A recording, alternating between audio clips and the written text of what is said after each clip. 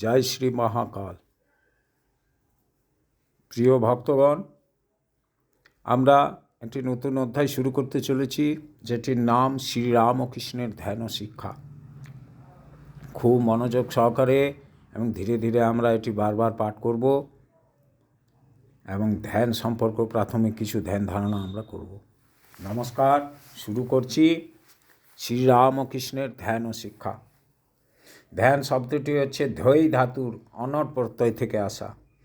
ধ্যান মানে প্রগাঢ় চিন্তা বা মনন করা। বিভিন্ন শাস্ত্রে ধ্যানের বর্ণনা আছে এবং শাস্ত্রকাররা ধ্যানের সংজ্ঞা দিয়েছেন। ছান্দোগ্য উপনিষদে সনত কুমার নারদকে বলেছিলেন, পৃথিবী, অন্তরিক্ষ, দুর্লোক, সমুদ্র, পর্বত, দেবতা ও মানুষ সবাই ধ্যানমগ্ন। ধ্যানের ফল মহত্ব। মানুষের মধ্যে যারা মহৎ তারা সবাই ধ্যানমগ্ন, আর যারা কলহপ্রিয়, কপট, কুটিল, ছিদ্রান্বেষী, ক্ষুদ্র চিত্র ও চাটুকার তারা কখনোই নিজেদের ধ্যানে মগ্ন করতে পারেন না। ধ্যান মানুষকে মহান করে। নারদ, তুমি ধ্যানের উপাসনা করো। ধ্যানের মহত্ব তোমাকে শোকতাপ থেকে মুক্ত করবে। উপনিষদে, ভাগবতে, গীতায় ও অন্যান্য শাস্ত্রে ধ্যানের উপদেশ আছে। বিভিন্ন উপমার মাধ্যমেও ধ্যানের মহিমা ও ফল বলা হয়েছে। প্রগাঢ় চিন্তার দ্বারা মানুষ ইহজগতে সফলকাম হয়, তেমনি ঈশ্বর ও পরমাত্মার ধ্যানের দ্বারা সংসার থেকে মুক্ত হয়ে যায়। যাদৃশ ভাবনা যস্য সিদ্ধির ভবতি তাদৃশ, যার যেরূপ ভাবনা বা চিন্তা তার সেরূপ সিদ্ধি হয়। যান সাধান তান সিদ্ধি। ধ্যানের দ্বারাই মানুষ শান্তি, আনন্দ ও মুক্তি লাভ করে। উপনিষদে ধ্যানের বর্ণনা ও উপমাগুলি খুবই সুন্দর ও কবিত্বপূর্ণ। শ্বেতাশ্বতর উপনিষদে বর্ণনা, নিজের দেহকে নিম্ন আওর্ণী বা কাঠ এবং প্রণব বা ওমকে ঊর্ধ্ব আর্নি কল্পনা করে ক্রমাগত ঘর্ষণ করতে হবে। কাঠে কাঠে ঘর্ষণে যেমন আগুন জ্বলে ওঠে, তেমনি নিরবচ্ছিন্ন ধ্যানাভ্যাসে অন্তরস্থিত জ্যোতির্ময় পরমাত্মার দর্শন হয়। তিল পিষলে তেল পাওয়া যায়, দধি মন্থন করলে মাখন ওঠে, নদী তটে বালু সরালে জল পাওয়া যায়, কাঠে কাঠ ঘষলে আগুন জ্বলে ওঠে। তেমনি সত্য ও তপস্যার দ্বারা নিজের আত্মার মধ্যে সর্বব্যাপী পরমাত্মার দর্শন করাই সম্ভব। মুন্ডক উপনিষদে ধ্যানের উপমা। উপনিষদের বাণী হলো যেন একখানি ধনুক এবং জীবাত্মা হলো ওই ধনুকের স্বর। ধ্যানের দ্বারা ওই স্বরকে শানিত করো। এরপর সবলে ধনুকে জ্যা আকর্ষণ করে, অর্থাৎ পার্থিব বিষয় থেকে মনকে নিবৃত্ত করে সেই একাগ্র মনকে লক্ষ্যবস্তু ব্রহ্মে নিবদ্ধ করো। তাহলে জীবাত্মা ও পরমাত্মা এক হয়ে যাবে। কঠোপনিষদে আছে, পরমেশ্বর আমাদের ইন্দ্রিয় সমকে বহির্মুখী বৃত্তি দিয়ে সৃষ্টি করেছেন। তাই আমরা সব বাইরের জিনিস দেখি, অন্তরাত্মাকে দেখি না। কদাচিৎ কোনো অমৃত সন্ধানী বিবেকী ব্যক্তি ইন্দ্রিয়গুলিকে বাইরের বিষয় থেকে প্রত্যাহার করে অন্তরস্থ আত্মাকে দর্শন করেন। ভাগবতে কৃষ্ণ উদ্ধবকে ধ্যানের উপদেশ দিয়েছেন। প্রথমে সর্বাঙ্গে মন ধারণা করে সুকুমার মূর্তি ধ্যান করবে। সেই বিক্ষিপ্ত চিত্তকে কুড়িয়ে এক জায়গায় ধারণা করবে, আর অন্য অঙ্গ চিন্তা করবে না, কেবল সহাস্য মুখখানি চিন্তা করবে। তারপর মুখের সংলগ্ন চিত্তকে আকর্ষণ করে আকাশে ধারণ করবে। আকাশও ত্যাগ করে কিছুই চিন্তা করবে না, মাত্র শুদ্ধ ব্রহ্মে অবস্থিত থাকবে। এই ধ্যান অভ্যাস করলে মনে ত্রিপুটি অর্থাৎ ধ্যাতা, ধ্যেয়, ধ্যান লয় হয়ে মন শান্তি নির্বাণ প্রাপ্ত হয়।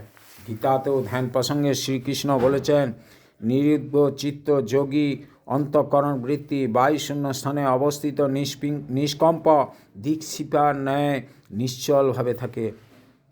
পতঞ্জলি বলেন, চিত্তকে অন্য বাহ্য বা অভ্যন্তর স্থানে ধরে রাখাই হচ্ছে ধারণা। তন্ত্র প্রত্যেকীয়বনতা ধ্যানম, সেই ধ্যেয় বস্তুটির উপর অবিচ্ছিন্ন চিন্তাধারার নামই ধ্যান। ধ্যান গভীর হলে সমাধি হয়। উদার ঋষি পতঞ্জলি বলেছেন, যথা অর্থাৎ অভীষ্ট যে কোনো বিষয়ে ধ্যান করলেও চিত্ত স্থির হয়, কি সুন্দর উপদেশ! রাম, কৃষ্ণ, কালী, যে কোনো দেবতা ভালো লাগে তার উপর ধ্যান করো। কিন্তু সাবধান, কামিনীর উপর ধ্যান করলে যোগ হবে না, বিয়োগ সাগরে ডুববে। গরুড় পুরাণে আছে, দ্বাদশ বা প্রাণায়াম করতে যত সময় আবশ্যক ততকাল ধারণা করবে। এইরূপ ধারণাকালে দ্বাদশ গুণ পরিমিত কাল, ধ্যান ও ধ্যানে দ্বাদশ গুণ পরিমিত কাল হবে সমাধি। শঙ্করাচার্য বলেন, শতাব্দী বিষয় থেকে শ্রোতাদি ইন্দ্রিয় সমূহকে মনে নিরুদ্ধ করে মনকে অন্তরাত্মাতে একাগ্র করে যে চিন্তা করে তারই নাম ধ্যান। রূপ গোস্বামী লিখেছেন, ভগবানের রূপ, গুণ, লীলা ও মানস উপাচারে সেবা পূজাদি সুষ্ঠু চিন্তাকে ধ্যান বলে। এখন প্রশ্ন, ধ্যান মানে কি? না, চিন্তা করতে করতে ভালোবাসা হয়, তবেই ধ্যেয়ের সত্তা ভিতরে আসবে। এটাই ধ্যানের রহস্য। প্রশ্ন, ধ্যানের প্রয়োজনীয়তাই বা কী? বাস্তব জীবনে ধ্যানের বিশেষ প্রয়োজনীয়তা আছে। ধ্যানের ফলে শরীরে সম্পূর্ণ বিশ্রাম হয়, মন ও আনন্দে ভরপুর থাকে। ধ্যানের ফলে যে কেবল মনের শান্তি হয় তা নয়, তাতে শরীরেরও উন্নতি হয়, রোগ ব্যাধি কমে যায়। দীক্ষার সময় গুরু জপ ধ্যানের প্রণালী বলে দেন। ধ্যান করলে কি শান্তি লাভ হবে, ইষ্টের গুণ কতকাংশ অধিকারী হওয়া যায়। যে যার চিন্তা করে সে তার গুণ পায়। প্রয়োজন বিনা মানুষ কোনো কর্মে লিপ্ত হয় না। ঈশ্বরের প্রথম গুণ প্রভুত্ব। ধ্যান করলে ইন্দ্রিয় মনের উপর প্রভুত্ব আসে। দ্বিতীয় গুণ ঈশ্বরের ইচ্ছামাত্র কার্য হয়। ধ্যান মানুষের ইচ্ছাকে কর্মের দ্বারা সিদ্ধি এনে দেয়। তৃতীয়, ঈশ্বরের ভালোবাসা। ধ্যানের প্রভাবে ঈর্ষা, দেশ, স্বার্থপরতা মন থেকে চলে গেলে সকলের প্রতি প্রেম প্রীতি জাগে। তাতে জীবন মধুময় হয়ে ওঠে। এই জগতে সবাই অল্প বিস্তর ধ্যানী। যে যা ভালোবাসে সে তারই চিন্তা করে। দিনরাত কাম কাঞ্চনের ধ্যান করে মানুষ স্থানকাল পাত্র ভুলে যায়। পুরুষ ও নারী পরস্পরের প্রেমাস্পদের ধ্যানে মগ্ন। কেউ অর্থ, বাড়ি, বিষয় চিন্তায় তন্ময়, আর কেউ বা নাম যশের চিন্তায় মশগুল। অনেকেই ধ্যান জপের চেয়ে বই পড়তে ভালোবাসে। শ্রদ্ধায় ও ধ্যানের প্রভেদ আছে। শ্রদ্ধায় বৃদ্ধি বুদ্ধি যা গ্রহণ করে, ধ্যান তাকে আরও গভীরে নিয়ে গিয়ে ধারণা করতে সাহায্য করে। ধ্যানের বিষয়ের সহিত বিষয়ী একাকার হয়ে যায়, তখন বিষয়ের রূপগুলি সরাসরি জ্ঞান হয়। যুক্তিতে বুদ্ধি চাঞ্চল্য আছে, কিন্তু অনুভূতিকালে বুদ্ধি নিশ্চয়তা লাভ করে। অনেকে যন্ত্রের মতো জপ ধ্যান করে, কিন্তু কোনো রস বা আনন্দ পায় না। তার পরিবর্তন কিছু না দেখে সে জপ ধ্যান ছেড়ে দেয়। পতঞ্জলি তাদের উদ্দেশ্যে বলেন, দীর্ঘকাল ধরে অবিরাম যত্নের সহিত চেষ্টা করলে অভ্যাস সুদৃঢ় হয়। আমাদের গুরুরা ধ্যানাভ্যাস কখনো ছাড়তে নেই। সৎ অভ্যাসগুলি ধরে থাকলে তারা আমাদের চরিত্র গঠন করে দেয়, নতুবা চরিত্রের অধোগতি হয়। বীণা বা গিটার কিনে দু একদিন বাজিয়ে দেওয়ালে ঝুলিয়ে রাখলে কি বাজনা শেখা যায়? দুটো ডাম্বেল কিনে ঘরে রাখলে কি এক্সারসাইজ হয়? শেখার বা অভ্যাসের কঠিন পরিশ্রমটা করতে অধিকাংশ লোকেই আগ্রহী নয়। আন্তরিকভাবে গুরু প্রদর্শিত পথে ধ্যান করলে অবশ্যই ফল পাওয়া যায়। তন্ত্রশাস্ত্রে জপ ধ্যানের উপর জোর দেওয়া হয়েছে। জপ অর্থাৎ শব্দ বা নামের বারবার উচ্চারণ, এবং বিষয় অর্থাৎ ইষ্ট দেবতার ধ্যান। স্বজাতীয় চিত্তবৃত্তি প্রবাহ চিত্তকে তদাকারিতে করে চিত্তশুদ্ধ সম্পাদন করে। এই বিশুদ্ধ মনেই ভগবান দর্শন হয়। শ্রীরামকৃষ্ণের ধ্যানাভ্যাস। কথায় বলে, ভালো ছাত্রই ভালো শিক্ষক হতে পারে। শৈশবকাল থেকে শ্রীরামকৃষ্ণের মন ছিল শুদ্ধ, অপাপবিদ্ধ, জাগতিক বাসনা শূন্য। ফলে তার একাগ্র মন যা ধরত তাতেই নিবিষ্ট হয়ে যেত। তিনি ছিলেন অদ্ভুত স্মৃতিশক্তি নিয়ে জন্মেছিলেন। ভাব তন্ময়তার দরুন কৈশোরেই তার তিনবার সমাধি হয়। প্রথমবার হয় মাঠে ওপরে কালো মেঘের নিচে এক ঝাঁক উড়ন্ত বক দেখে। দ্বিতীয়বার হয় গ্রামের মেয়েদের সঙ্গে আনুড়ের বিশালাক্ষী দেবীর দর্শন করাবার পথে, এবং তৃতীয়বার শিবরাত্রিতে শিবের অভিনয় করার কালে। যদিও তিনি ছিলেন জন্মাবধি ধ্যানসিদ্ধ, তবুও পরবর্তীকালে ভৈরবী ব্রাহ্মণী, তোতাপুরী ও অন্যান্য সাধুদের কাছে তিনি ধ্যান শিক্ষা করেছিলেন। উপরন্তু তিনি বিভিন্ন ভাবের বিষয়ে পথের সাধন করে প্রচুর অভিজ্ঞতা লাভ করেন। এবং ওইসব সাধন প্রণালী ধ্যান শিষ্যদের ভক্তদের তিনি শিখিয়েছেন। ঠাকুরের বহুমুখী এবং অদ্ভুত ধ্যান প্রণালী আমাদের অবাক করে দেয়। দক্ষিণেশ্বরে ঠাকুর তখন পূজারী, রাতে পঞ্চবটির জঙ্গলে গেছেন, ধ্যান করতে যেতেন। পূর্বে যেখানে কবর দেওয়া হতো, তাই ভূতের ভয়ে কোনো লোকই সেদিকে পথ মারাত না। মা জগদম্বা হৃদয়কে এনেছিলেন সাধনকালে ঠাকুরের রক্ষণাবেক্ষণের জন্য। ঠাকুরকে রাতে ঘরে না পেয়ে হৃদয় তার গতিবিধি লক্ষ্য করতে গিয়ে দেখল পঞ্চবটির জঙ্গলে রোজ রাত্রে যান। একদিন অবসরকালে হৃদয় জিজ্ঞেস করলেন, মামা, জঙ্গলের ভিতর এত রাত্রে গিয়ে কি করো বলো দেখি। ঠাকুর বললেন, ওই স্থানে একটা আমলকি গাছ আছে, তার তলায় বসে ধ্যান করি। শাস্ত্র বলে, আমলকি গাছের তলায় যে যা কল্পনা কামনা করে ধ্যান করে, তাতে সে সিদ্ধি লাভ করে।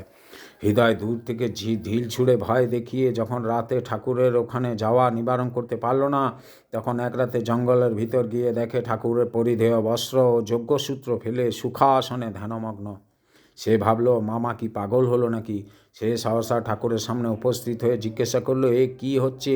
পৈতে কাপড় ফেলে দিয়ে উলঙ্গ হয়ে বসেছ যে? কয়েকবার ডাকাডাকির পর ঠাকুরের চৈতন্য হলো। এইরূপ প্রশ্ন শুনে ঠাকুর বললেন, তুই কি জানিস? এইরূপ পাশমুক্ত হয়ে ধ্যান করতে হয়। জন্মাবধি মানুষ ঘৃণা, লজ্জা, কুল, শীল, ভয়, মান, জাতীয় এবং অভিমান এই অষ্টপাশে বদ্ধ হয়ে রয়েছে। পৈতে গাছাটাও আমি ব্রাহ্মণ, সকলের চেয়ে বড়, এই অভিমানের চিহ্ন এবং একটা পাশ। মাকে ডাকতে হলে ওইসব পাশ ফেলে দিয়ে এক মনে ডাকতে হয়। তাই এই সব খুলে রেখেছি, ধ্যান করা শেষ হলে ফিরবার সময় আবার পড়ব। হৃদয় এই রূপ কথা পূর্বে কখনো শুনে নাই, সুতরাং অবাক হইয়া রইলেন এবং সেই স্থান হইতে প্রস্থান করিলেন। এই শুরু করলাম, ভক্তগণ খুব মন দিয়ে শুনতে থাকুন। শ্রীরামকৃষ্ণের ধ্যান শিক্ষা। প্রকৃতপক্ষে আধ্যাত্মিক জগতে শ্রীরামকৃষ্ণের অনুভূতির কুল কিনারা নেই। আমরা অবাক হয়ে ভাবি, লেখাপড়া ও শাস্ত্রাদি অধ্যয়ন না করে ঠাকুর এত জ্ঞান অর্জন করলেন কি করে? একজন ভালো ডাক্তার রোগের কারণ ও তার প্রতিকার করে ঔষধ দিলে রোগী আরোগ্য হয়। সর্বজ্ঞ সর্ববিদ ঠাকুরও তেমনি প্রতি মানুষের স্বভাব, ভূত ভবিষ্যৎ বর্তমান সংস্কার স্বরূপ সব জানতেন। তাঁর সূক্ষ্ম সন্ধানী দৃষ্টি ওই শিষ্য বা ভক্তদের অজ্ঞান রোগ নিরাময় করার জন্য যা প্রয়োজন তাই পরিষ্কার দেখতে পেয়ে যা করণীয় তাই করে দিতেন। হাতুড়ে ডাক্তারদের মতো ডায়াগনোসিসে তার ভুল হওয়ার কোনো সম্ভাবনা ছিল না। ভালো ডাক্তারের সংবাদ লোক মুখে ছড়ায়, তাকে অ্যাডভার্টাইজ করতে হয় না। সত্যিই ঠাকুর ছিলেন ভবরোগ বৈদ্য, অর্থাৎ অজ্ঞান রোগের স্পেশালিস্ট। তাই বিভিন্ন স্থানে একাকী, দূর দূরান্ত থেকে অশান্ত, অসুখী, বিভ্রান্ত, ভিখারি, সন্দিগ্ধ, সংশয়াপন্না লোকেরা দক্ষিণেশ্বরে ঠাকুরের কাছে আসত। দক্ষিণেশ্বর ছিল অজ্ঞান রোগের হাসপাতাল। 23শে মার্চ 1884 শ্রীমা কথামৃতে বরানগরের ঠাকুর দাদা নারায়ণ দাস বন্দ্যোপাধ্যায়ের কথা লিখেছেন। ইনি কত কথা বলতেন। সংসারের পেছনে পিষ্ট হয়ে ঠাকুরের কাছে বললেন, তাকে ডাকি, মাঝে মাঝে অশান্তি হয় কেন? 2-5 দিন বেশ আনন্দে যায়, তারপর অশান্তি। ঠাকুর, বুঝেছি, ঠিক পড়ছে না। কারিগর দাঁতে দাঁত বসিয়ে দেয়, তাহলে হয়। একটু কোথাও আটকে আছে। কি অপূর্ব উপমা! ডেঞ্চার ঠিক না হলে মুখের আদল পাল্টে যায়। খেতে গেলে কামড় দিতেও ঠিকমতো পড়ে না, দাঁতের পাটি নড়বড় করে। এ খুবই অস্বস্তিকর অবস্থা হয়। ঠাকুর এক্সপার্ট ডেন্টিস্টের মতো বললেন, তোমার দাঁতে দাঁত লাগিয়ে দেব, আরেকদিন এসো। 12ই এপ্রিল 1885 বলরাম মন্দিরে ঠাকুর মহেন্দ্র মুখুজ্জিকে বললেন, কেন এতদিন দক্ষিণেশ্বরে যাওনি? মহেন্দ্র, আজ্ঞা, কেদেটিতে ছিলাম, কলিকাতায় ছিলাম না। ঠাকুর, কি গো, ছেলেপুলে নয়, কারু চাকরি করতে হয় না, তবুও অবসর নয়, ভালোই জ্বালা। তুমি ধ্যান ট্যান করো তো? মহেন্দ্র কহিলেন, আজ্ঞা, একটুকু আধটুকু। ঠাকুর, যাবে একবার? মহেন্দ্র সহস্যে কহিলেন, আজ্ঞে, কোথায় গাঁট টাট আছে আপনি জানেন, আপনি দেখবেন। ঠাকুর বললেন, আগে যেও, তবে তো টেপে টেপে দেখব কোথায় কি গাঁট আছে। ঠাকুরের কথা শুনলে মনে হয় তিনি একজন অর্থোপেডিক ডাক্তার। ঠাকুর জানতেন মানুষের গাঁট বা হৃদয়ের চিজ্জড় গ্রন্থি কীভাবে ভাঙা যায়। সর্বত তন্ময় হয়ে ধ্যান করলে ওই গ্রন্থি বিদ্ধ করা যায়। ঠাকুর সেই ধ্যান শেখাতেন। শ্রীরামকৃষ্ণ ধ্যান প্রণালী ঈশ্বর চিন্তার সহজ ও সরল পথ। শ্রীম জনৈক সাধুকে বলেন, ধ্যান করিবার সময় ধ্যেয় অর্থাৎ ইষ্টকে মনশ্চক্ষুর সম্মুখে জীবন্ত ধ্যান করিতে হয়।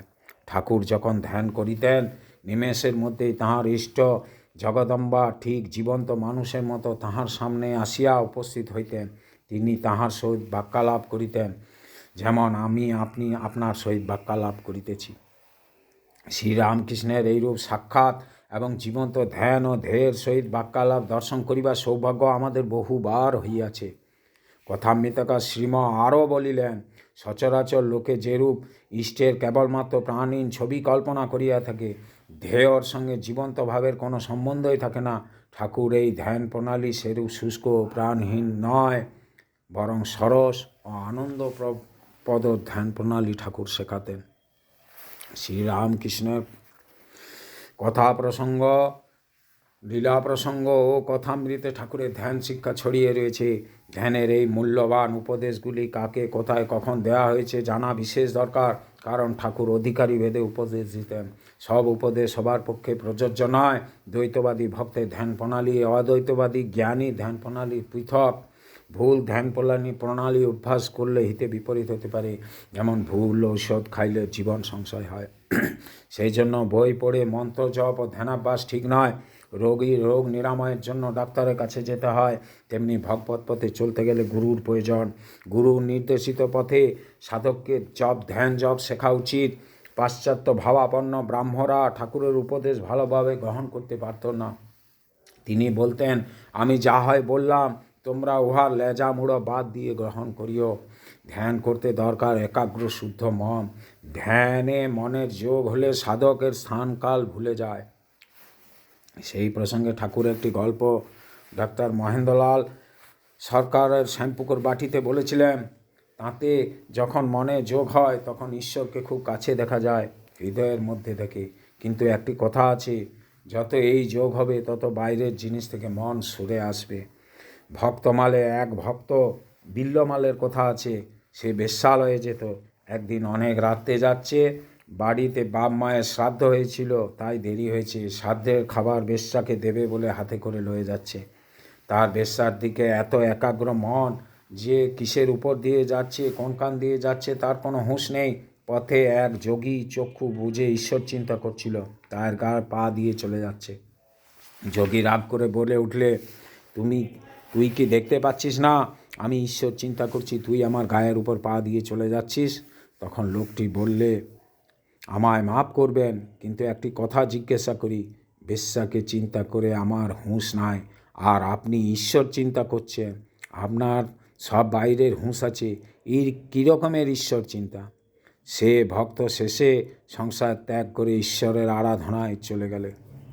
বেশ্যাকে বলেছিলে, তুমি আমার গুরু, তুমি শিখিয়েছ কীরকম করে ঈশ্বরে অনুরাগ করতে হয়। বেশ্যাকে মা বলে ত্যাগ করেছিলে। আসছি 9 মার্চ 1884। দক্ষিণেশ্বরে ঠাকুর ভক্তের সঙ্গে বসে আছেন। মণিলাল শ্রীরামকৃষ্ণের প্রতি, আচ্ছা ধ্যানের কি নিয়ম, কোথায় ধ্যান করতে হয়? শ্রীরামকৃষ্ণ উত্তরে বলেন, হৃদয় ডঙ্কা পেটা জায়গা, হৃদয়ে ধ্যান করতে পারো, অথবা সহস্রারে, এগুলি আইনের ধ্যান, শাস্ত্রে আছে। তবে তোমার যেখানে অভিরুচি ধ্যান করতে পারো। সব স্থানেই তো ব্রহ্মময়, কোথায় তিনি নেই? যখন বালির কাছে তিনি 3 পায়ে নারায়ণ স্বর্গ মর্ত পাতাল ঢেকে ফেললে, তখন কি কোনো স্থান বাকি ছিল? গঙ্গা তীরও যেমন পবিত্র, আবার যেখানে খারাপ মাটি আছে সেখানেও পবিত্র। আবার আছে এই সমস্ত তারই বিরাট মূর্তি। নিরাকারের ধ্যান ও সাকারের ধ্যান। নিরাকারের ধ্যান বড় কঠিন। যে ধ্যানে যা কিছু দেখেছ শুনছ লীন হয়ে যাবে, কেবল স্বস্বরূপ চিন্তা। এই স্বরূপ চিন্তা করে শিব নাচতেন, আমি কে, আমি কি বলে নাচেন। একে বলে শিবযোগ। ধ্যানের সময় কপালে দৃষ্টি রাখতে হয়, নেতি নেতি করে জগৎ ছেড়ে স্বস্বরূপ চিন্তা। আর এক আছে বিষ্ণুযোগ, নাসাগ্রে দৃষ্টি, অর্ধেক জগৎ অর্ধেক অন্দরে। সাকারের ধ্যান এই রূপে হয়। শিব কখনো কখনো সাকার চিন্তা করে নাচেন, রাম রাম বলে নাচেন। শ্রীরামকৃষ্ণ ভক্তদের প্রতি শব্দ ব্রহ্ম। মুনি ঋষিরা এই শব্দ লাভের জন্য তপস্যা করেন। সিদ্ধ হলে শুনতে পায় নাভি থেকে এই শব্দ উঠছে, অনাহত শব্দ। এক মতে শুধু শব্দ শুনলে কি হবে, দূর থেকে শব্দল কল্লোল শোনা যায়, এই শব্দের কল্লোল ধরে সমুদ্রে পৌঁছানো যায়। যে কালে কল্লোল আছে সেকালে সমুদ্রও আছে। অনাহত ধ্বনি ধরে ধরে গেলে প্রতিপাদ্য ব্রহ্মের কাছে পৌঁছানো যায়, তাকেই পরম পদ বলেছে। আমি থাকতে এরূপ দর্শন হয় না। যেখানে আমি নাই, তুমিও নাই, একও নাই, অনেকও নাই, সেখানেই এই দর্শন। মনে করো একটি সূর্য আর 10টি জলপূর্ণ ঘট রইয়াছে। প্রত্যেকটি ঘটেই সূর্যের প্রতিবিম্ব দেখা যাচ্ছে। প্রথমে 9টি ঘটকে ভেঙে দেওয়া হইল, বাকি রইল একটি ঘট এবং প্রকৃত সূর্য। এই একটি ঘটের প্রতিবিম্ব যেন একটি জীব। প্রতিবিম্ব সূর্য ধরে ধরে সত্য সূর্যের কাছে পৌঁছানো যায়। জীবাত্মা যেমন থেকে পরমাত্মায় পৌঁছানো যায়। জীব যদি সাধন ভজন করে তাহলে পরমাত্মা দর্শন করতে পারে। শেষের ঘরটি ভেঙে দিলে আর কি আছে মুখে বলাই যায় না। 12ই এপ্রিল 1885 বলরাম মন্দিরে ঠাকুর ভক্তদের নিজের ধ্যান সাধনা ও দর্শনাদি বললেন। তার উদ্দেশ্য ভক্তরা যাতে তার অভিজ্ঞতা থেকে শিক্ষা পায়। গার্জিয়ান অ্যাঞ্জেল কীভাবে ঠাকুরকে ধ্যান থেকে রক্ষা করত সেই প্রসঙ্গে ঠাকুর বলেন, সে সময় মানে সাধনের সময় ধ্যানে দেখতে পেতাম সত্য সত্য একজন শূল হাতে কাছে বসে আছে, ভয় দেখাচ্ছে। যদি ঈশ্বরের পাদপদ্মে মন না রাখি, শূলের বাড়ি আমায় মারবে। ঠিক মন না হলে বুক যাবে। লীলা প্রসঙ্গও স্বামী শারদানন্দ অনুরূপ ঘটনা লিপিবদ্ধ করেছেন। সাধনকালে ঠাকুর ধ্যান করিবা বসিবা মাত্র তার অনুভব হইতে লাগিল, তার শরীরের প্রত্যেক গ্রন্থি সকল খটখট আওয়াজ করিয়া বন্ধ হইয়া গেল। তিনি যেভাবে আসনে বসিয়াছিলেন সেইভাবে অনেকক্ষণ সদায় বসিয়া রাখিয়া কে যেন ভিতর হইতে ওই সকল স্থানে চাবি লাগাইয়া দিল। যতক্ষণ না আবার তা খুলিয়া দিল, ততক্ষণ হাত পা গ্রীবা ক্রমর সেসব স্থানের সন্ধিগুলি তিনি আমাদের মতো ফিরাইতে ঘুরাইতে এবং যথা ইচ্ছা ব্যবহার করিতে চেষ্টা করিলেও কিছুকাল আর তা করিতে পারিলেন না। অথবা দেখিলাম শূলহস্তে এক ব্যক্তি নিকটে বসিয়া রইয়াছেন ও বলিতেছেন, যদি ঈশ্বর চিন্তা ভিন্ন অপর চিন্তা করবি তো শূলে তোর বুকে বসাইয়া দেব।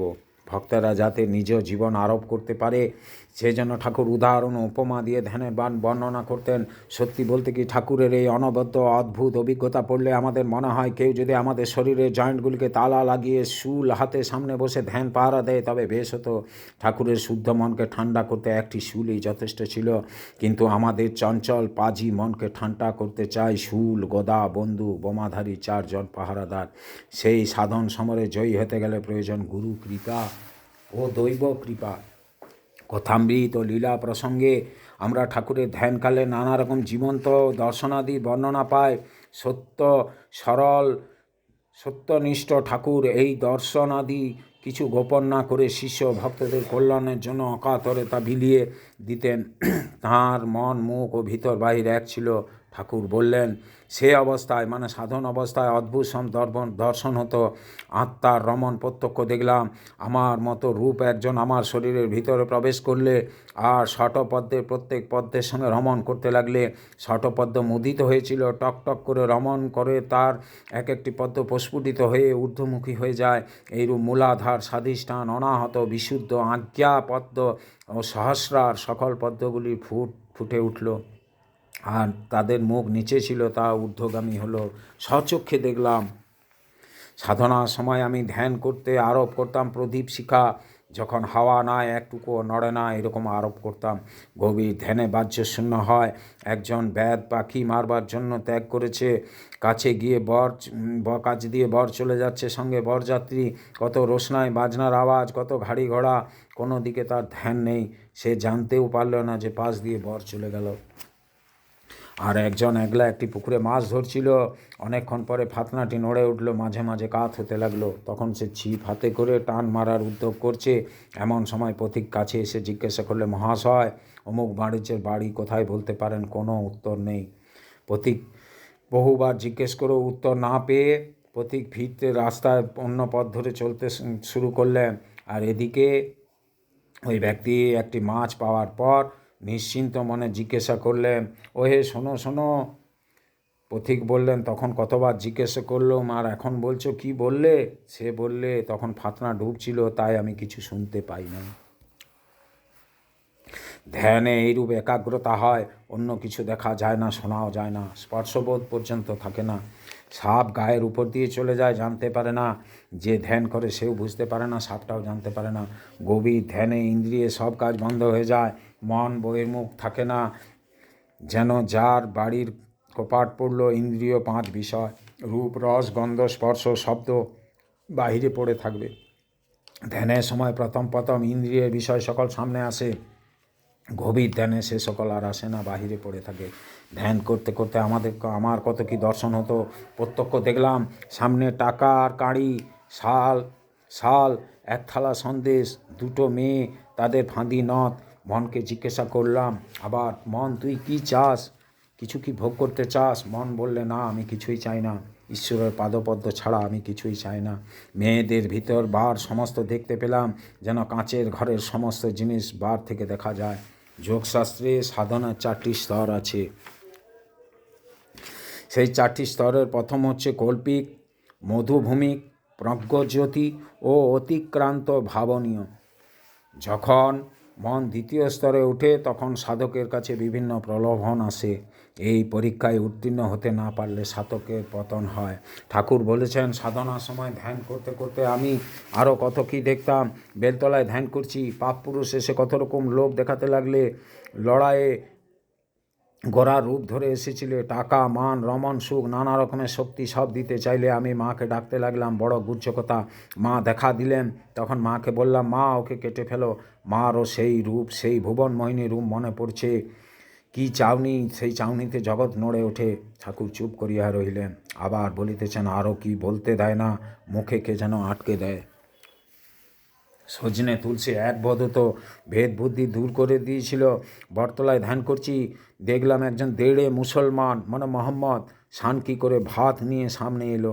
সানকি থেকে ম্লেচ্ছদের খাইয়ে আমাকে 2টি দিয়ে গেল।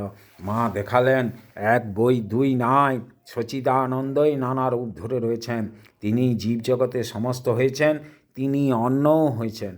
11ই অক্টোবর 1884 দক্ষিণেশ্বর ঠাকুর ভক্ত সঙ্গে ধ্যানের লক্ষণ বলেছিলেন। আমি দীপশিখাকে নিয়ে আরোপ করতুম। লালচে রঙটাকে বলতুম স্থূল, আর তার ভেতরে সাদা ভাবটাকে বলতুম সূক্ষ্ম। সব ভিতরের কালো খড়কের মতো ভাগটাকে বলতুম কারণ শরীর। ধ্যান যে ঠিক হচ্ছে তার লক্ষণ আছে। একটি লক্ষণ, মাথায় পাখি বসবে, জড় মনে করে। চক্ষু চেয়েও ধ্যান হয়, কোথাও হচ্ছে তবুও ধ্যান। যেমন মনে করো কারো দাঁতে ব্যথায় সমস্ত কাজ করছে, কিন্তু তার মন পড়ে আছে দাঁতের ব্যথায়। কথা কইতে কইতেও ধ্যান। আবার চক্ষু বুঝলেও ধ্যান করতুম, চক্ষু খুলেও ধ্যান করতুম। তখন আবার ভাবলুম, এমন কলকে চোখ বুঝলে কি ঈশ্বর আছে না? চোখ খুললে কি ঈশ্বর নাই? চক্ষু খুলেও দেখি ঈশ্বর সর্বভূতে রয়েছেন। মানুষ, জীবজন্তু, গাছপালা, চন্দ্র সূর্যের মধ্যে বিভিন্ন স্থানে সর্বভূতে তিনি আছেন। শ্রীরামকৃষ্ণের ধ্যান শিক্ষা খুবই গুরুত্বপূর্ণ বিষয়। সাকার ধ্যান, নিরাকার ধ্যান, বিভিন্ন ভক্ত শিষ্য এবং সন্ন্যাসী শিষ্যদের তিনি কীভাবে ধ্যান দিয়েছিলেন, তিনি কীরূপ ধ্যান শিক্ষা লাভ করেছিলেন, খুবই আলোচনার বিষয়। এগুলি আমরা কমা পর্যায়ে আলোচনা করব। এখনকার পর্যন্ত এই পর্যন্তই। নমস্কার, সকলে ভালো থাকুন। হরি ওম। জয় শ্রী মহাকাল।